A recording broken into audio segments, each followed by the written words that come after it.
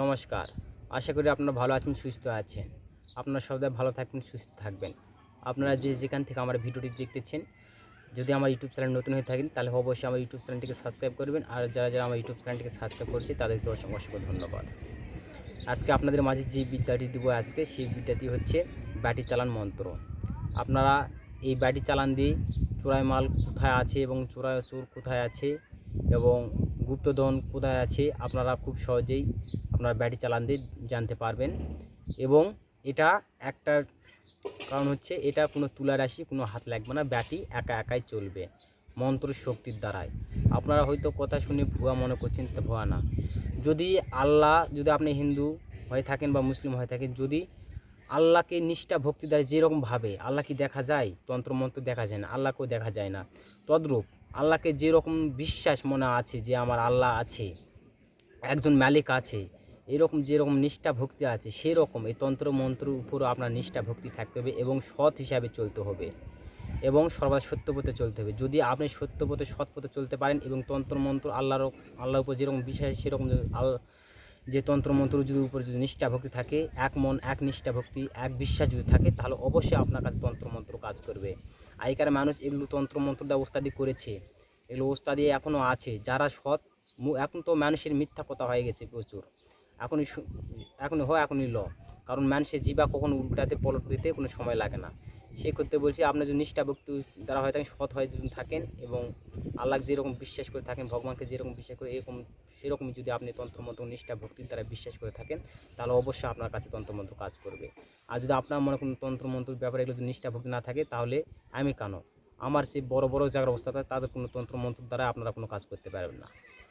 কারণ যার মনে নিষ্ঠা ভক্তি নেই, তার কাছে কোনো ভগবান নেই, আল্লাহ নেই। যার মনে নিষ্ঠা ভক্তি আছে, তার কাছে আল্লাহ আছে, ভগবান আছে। মন মন্দির মনে আবার মসজিদ, মন মন্দির মনে আবার মসজিদ। তাহলে আগে মনটাকে আগে ঠিক করো, তারপরে তন্ত্রমন্ত্র নিয়ে কাজ করো। যাই হোক, কথা শুনে আপনাদের খারাপ লাগতে পারে, কিন্তু খারাপ লাগার না, বুঝলে এটা অনেক কিছুই বোঝার আছে এখানে। যাই হোক, আমি মন্ত্রটি ভিডিও লাস্টে দিয়ে দেবো এবং নিয়মেও বলে দিব। আপনারা নিয়মটি আমি প্রথমে বলে দিই। আপনারা করবেন কি, শনিবার মঙ্গলবার দিন কিংবা অমাবস্যার দিন আপনারা কাঁসার যেখানে জিনিস পাওয়া যায়, থাল বাসন যেখানে পাওয়া যায়, সেখানে সেই দোকানে যাবেন। যাওয়ার পরে আপনারা এক দামে একটা কাঁসার ব্যাটি কিনে নেবেন। ব্যাটি মানে খোড়া, একটা কাঁসার খোড়া কিনে নেবেন এক দামে। দাম দর করা যাবে না, যে দাম বলবে সেই দামে অরিজিনাল কাঁসার একটা খোড়া কিনে নেবেন। নেওয়ার পরে আপনারা ওটা বাড়িতে এনে দুধ জল দিয়ে আপনারা ধুয়ে নেবেন। নেওয়ার পরে আপনার ইষ্ট দেবতার কাছে কাঁসার খোড়াটি রেখার পরে হাত জোর করে করজোর করে বলতে হবে, যে নিষ্ঠা, যে দেবতা বা আল্লাহ, যে গুরুদেব যা আছে, যাকে নিয়ে চলাফেরা করেন, তার কাছে রেখে বলবো, হাত জোর করবে, হে ভগবান বা হে আল্লাহ, আমি এই কাঁসার খোড়াটির দ্বারাই, ব্যাটির দ্বারাই আমি এই ক্রিয়াগুলো করতে চাই, আপনারা সহায় হোক। কয়ে ওই কাঁসার খোড়াকে আপনারা জাগিয়ে নেবেন।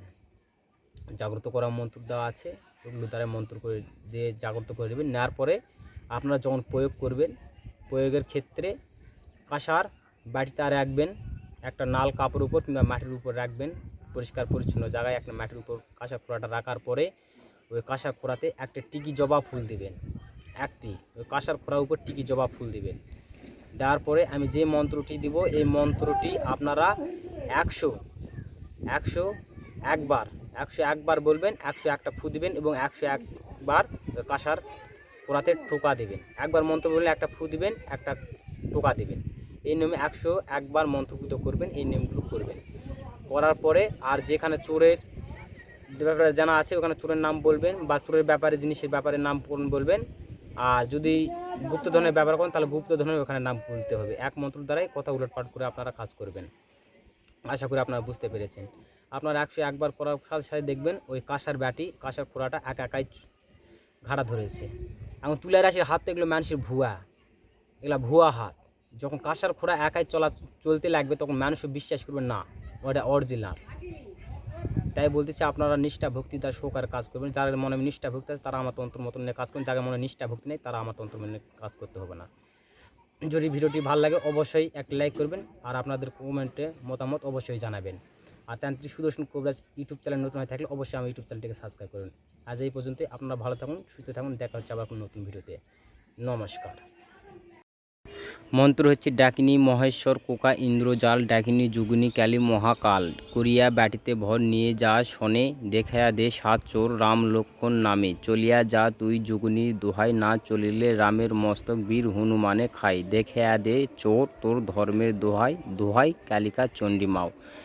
আর গুপ্তধনের ব্যাপারে কাজ করতে হলে দেখে আদে 7 চোরের জায়গায় দেখে আদে গুপ্তধন কোথায় রাম লক্ষ্মণ এরকমভাবে বলবেন, তাহলে হবে।